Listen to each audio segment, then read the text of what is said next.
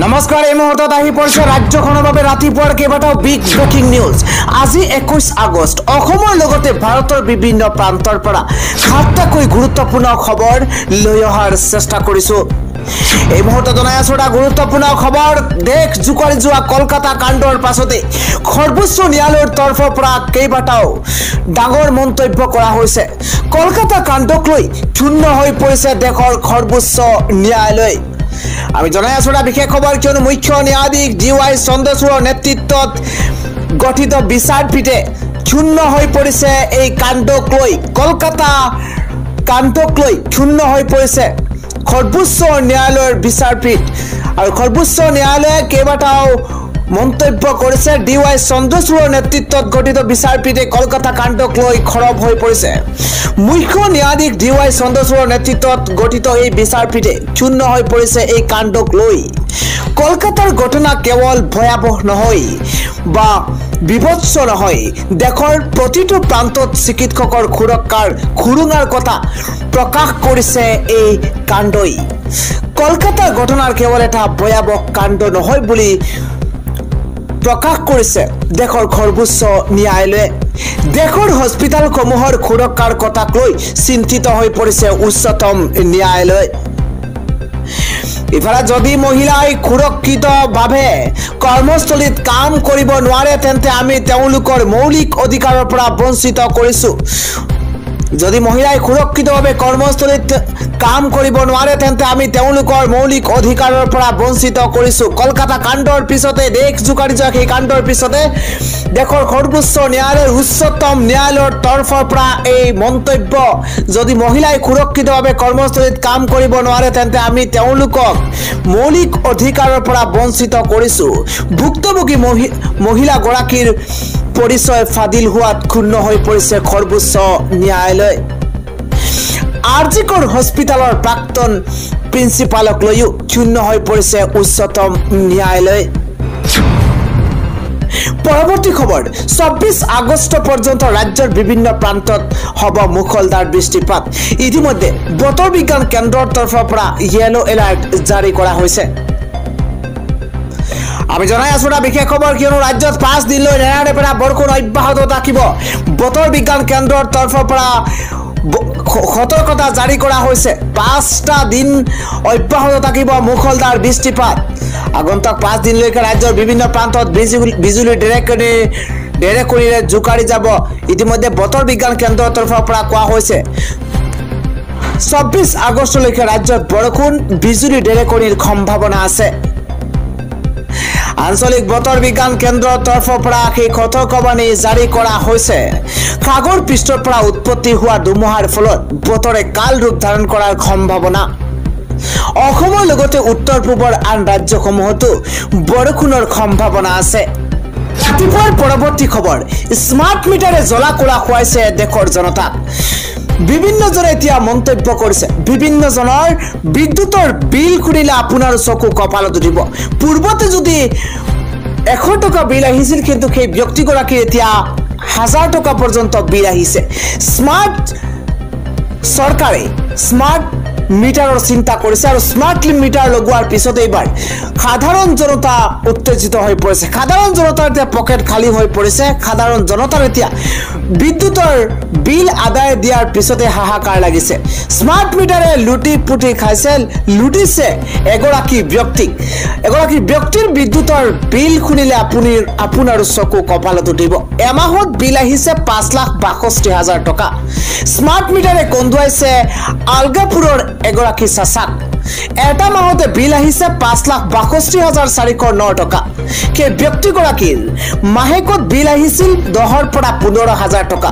এই ব্যক্তিগৰাকীৰ এটা মিল আছিলে, এটা চাউলৰ মিল আছিলে। সেই মিলটোত প্ৰতি মাহতে 10,000 পৰা 15,000 টকা বিল আহিছিলে, আৰু সেই একেটা মিটাৰতে স্মাৰ্ট মিটাৰ লগোৱাৰ পিছতে এইবাৰ এটা মাহতে বিল শুনিলে আপুনি হতবাক হ'ব। 5,62,409 টকা পৰ্যন্ত বিল আহিছে। স্মাৰ্ট মিটাৰ লগোৱাৰ পাছতে এতিয়া হতবাক হৈ পৰিছে বিল দেখি। পূৰ্বতে 10,000 পৰা 15,000 বিল অহা মিটাৰে একে কোবে মাৰিছে 5 লাখ টকা। উপায়হীন চাচাই এতিয়া APDCLৰ কাষ চাপিও উপায়ন্তৰ হৈ পৰিছে।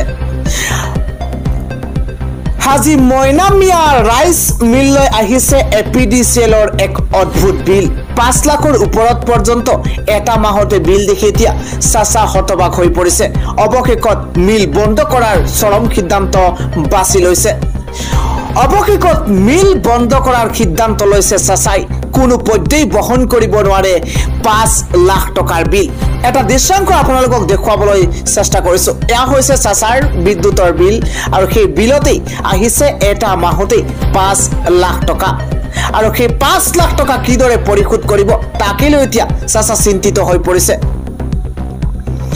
আনে গুৰুত্বপূৰ্ণ খবৰ হৈছে এবাৰ বিজেপিৰ ভেটিত কপনি উঠিছে কংগ্ৰেছত বৃহৎ যোগদান আৰম্ভ হৈছে উজনিত ভেটি কপাব এতিয়া কংগ্ৰেছে আমি জনাই আছো এটা বিশেষ খবৰ উজনি অসমত ভেটি কপাবলৈ খাজু হৈ পৰিছে কংগ্ৰেছ যোৰহাট গোলাঘাট গুৱাহাটীৰ পাছত এইবাৰ মাজুলীত কংগ্ৰেছৰ বৃহৎ যোগদান জনগোষ্ঠীয় নেতাকে আৰম্ভ কৰি বহু নেতা এতিয়া যোগ দিছে কংগ্ৰেছত আমি জনাই আছো ৰাজনৈতিক প্ৰেক্ষাপটৰ ডাঙৰ খবৰ গৌৰৱ গগৈৰ উপস্থিতিত বিজেপি গণশক্তি লগতে টিএমপিকে নেতাৰ যোগদান দেখিবলৈ পোৱা গৈছে যোগদানৰ পাছতেই গৌৰৱ গগৈয়ে উষ্ম আদৰণি জনাইছে কংগ্ৰেছলৈ উজনি অসমত ভেটি কবাবলৈ খাজু হৈ পৰিছে কংগ্ৰেছ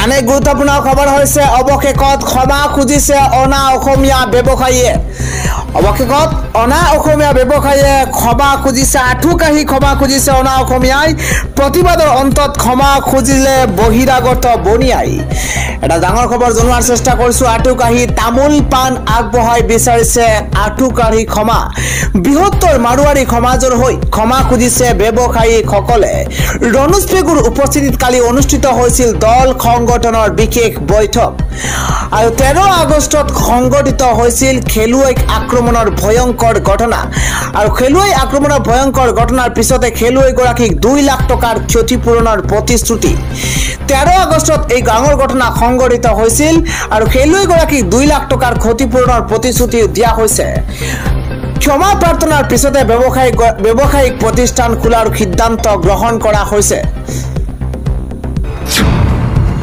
আনে গুৰুত্বপূৰ্ণ খবৰ হৈছে ৰাজ্যসভাৰ নিৰ্বাচন বিজেপিৰ প্ৰাৰ্থী ইতিমধ্যে ঘোষণা কৰা হৈছে ৰাজ্যসভাৰ দুখন আসনৰ বাবে বিজেপিৰ প্ৰাৰ্থী ঘোষণা কৰা হৈছে প্ৰাক্তন কেন্দ্ৰীয় ৰাজ্য মন্ত্ৰী ৰামেশ্বৰ তেলীক প্ৰাৰ্থিত্ব বিজেপিৰ ৰাজনৈতিক প্ৰেক্ষাপটৰ বিশেষ খবৰ এটা জনোৱাৰ চেষ্টা কৰিছো 4বাৰৰ প্ৰাক্তন বিধায়ক মিছন ৰঞ্জন দাসক দ্বিতীয়গৰাকী প্ৰাৰ্থী হিচাপে প্ৰক্ষেপ কৰা হৈছে আজি মনোনয়ন দাখিল কৰিব বিজেপিৰ দুগৰাকী প্ৰাৰ্থী বিনা প্ৰতিদ্বন্দ্বিতাৰে জয়ী হোৱাটো প্ৰায় চূড়ান্ত হৈ পৰিছে ৰাজ্যসভাৰ দুখন আসনৰ বাবে বিজেপিৰ প্ৰাৰ্থী ঘোষণা আনে গুৰুত্বপূৰ্ণ খবৰ হৈছে শৃংখল চলিহাৰ বিৰুদ্ধে এজাহাৰ দিয়া গৌৰৱ সুমানিয়াৰ বিৰুদ্ধে খৰব হৈ পৰিছে জাতীয় সংগঠন গৌৰৱ সুমানিয়াৰ বিৰুদ্ধে এবাৰ এজাহাৰ দাখিল কৰা হৈছে জনাই আছো ডাঙৰ খবৰ গৌৰৱ সুমানিয়াৰ বিৰুদ্ধে এজাহাৰ অসম একত্ৰিত যুৱ মঞ্চৰ শীঘ্ৰেই গৌৰৱ সুমানিয়াক গ্ৰেপ্তাৰৰ দাবী জনাইছে সংগঠনটোৱে ডাঙৰ খবৰ জনোৱাৰ চেষ্টা কৰিছো সমান্তৰালভাৱে গৌৰৱ সুমানিয়াৰ পিএছঅ প্ৰত্যাহাৰৰ দাবীও জনোৱা হৈছে যদি প্ৰত্যাহাৰ নকৰে জাতীয় সংগঠনৰ নেতাকো দিয়ক পিএছঅ যদি প্ৰত্যাহাৰ নকৰে জাতীয় সংগঠনৰ নেতাকো পিএছঅ দিয়ক শৃংখল চলিহাৰ বিৰুদ্ধে এজাহাৰ দিয়া গৌৰৱ সুমানিয়াৰ বিৰুদ্ধে খৰব হৈ পৰিছে জাতীয় সংগঠন পৰৱৰ্তী গুৰুত্বপূৰ্ণ খবৰ হৈছে স্মাৰ্ট মিটাৰ লগাই আদানীয়ে লুটিছে কোটি কোটি দৰিদ্ৰৰ টকা এটা বিশেষ খবৰ জনোৱাৰ চেষ্টা কৰিছো স্মাৰ্ট মিটাৰ লগাই আদানীয়ে লুটিছে কোটি কোটি দৰিদ্ৰৰ টকা জনতাৰ মূৰত ৰাম টাঙোন খুদাইছে আদানী কোম্পানীয়ে স্মাৰ্ট মিটাৰ নামত দৰিদ্ৰৰ মূৰত ৰাম টাঙোন এবাৰ আদানী কোম্পানীৰ স্মাৰ্ট মিটাৰ নামত দৰিদ্ৰৰ মূৰত ৰাম টাঙোন বিপিএল মিটাৰ আঁতৰাই ঘৰে ঘৰে লাগিব এবাৰ স্মাৰ্ট মিটাৰ ইতিমধ্যে লাখ লাখ লোকৰ ঘৰত সংস্থাপন কৰা হৈছে স্মাৰ্ট মিটাৰ এপিডিচিএলৰ অধীনত থকা মিটাৰ ব্যৱস্থা এতিয়া চলিব আদানীৰ ৰিমোটত পূৰ্বতকৈ অধিক ভিৰ হোৱাৰ অভিযোগত ৰাজ্যজুৰি আৰম্ভ হৈছে তীব্ৰ প্ৰতিবাদ। ৰাজ্যৰ বিভিন্ন প্ৰান্তত এতিয়া দল সংগঠনৰ পৰা আৰম্ভ কৰি সাধাৰণ জনতায়ো ৰাজপথলৈ ওলাই আহিছে আৰু এপিডিচিএলক বিৰুদ্ধে এইবাৰ তীব্ৰ প্ৰতিবাদ সাব্যস্ত কৰিছে। কিন্তু অতি কৌশলগতভাৱে কেন্দ্ৰৰ বুজাপৰাত হৈ গৈছে চুক্তি। কিন্তু অতি কৌশলগতভাৱে বুজাপৰাত চুক্তি হৈ গৈছে 844.76 কোটিত আদানী কোম্পানীয়ে নিৰ্মাণ কৰিব প্ৰায় 8 লাখ স্মাৰ্ট মিটাৰ। আমি জনাই আছো এটা বিশেষ খবৰ, আদানী ট্ৰান্সমিশ্যন কোম্পানীয়ে লাভ কৰিছে প্ৰায় 845 কোটিৰ ঠিকা, য'ত আদানী কোম্পানীয়ে নিৰ্মাণ কৰিব 7,73,000 স্মাৰ্ট মিটাৰ। জেনাছ পাৱাৰ কোম্পানীয়ে লাভ কৰিছে প্ৰায় 1,445 কোটি টকাৰ ঠিকা। এই কোম্পানীয়ে নিৰ্মাণ কৰিব 14,60,000 স্মাৰ্ট মিটাৰ। এই কোম্পানীয়ে 14,60,000 স্মাৰ্ট মিটাৰ নিৰ্মাণ কৰিব। হাই প্ৰিণ্ট মিটাৰিং কোম্পানীয়ে লাভ কৰিছে প্ৰায় 1,412 কোটি টকাৰ ঠিকা। এই কোম্পানীয়ে নিৰ্মাণ কৰিব 14,92,000 স্মাৰ্ট মিটাৰ। আৰু অপ্ৰভা এনাৰ্জি কোম্পানীয়ে লাভ কৰিছে 659 কোটি টকাৰ ঠিকা আৰু এই কোম্পানীয়ে নিৰ্মাণ কৰিব 6,94,000 স্মাৰ্ট মিটাৰ। ইণ্টেলিস্মাৰ্ট কোম্পানীয়ে লাভ কৰিছে প্ৰায় 1,000 কোটিতকৈও অধিক টকাৰ ঠিকা আৰু এই স্মাৰ্ট মিটাৰৰ বাবে কেন্দ্ৰীয় চৰকাৰে খৰচ কৰিছে প্ৰায় 5,000 কোটি টকা।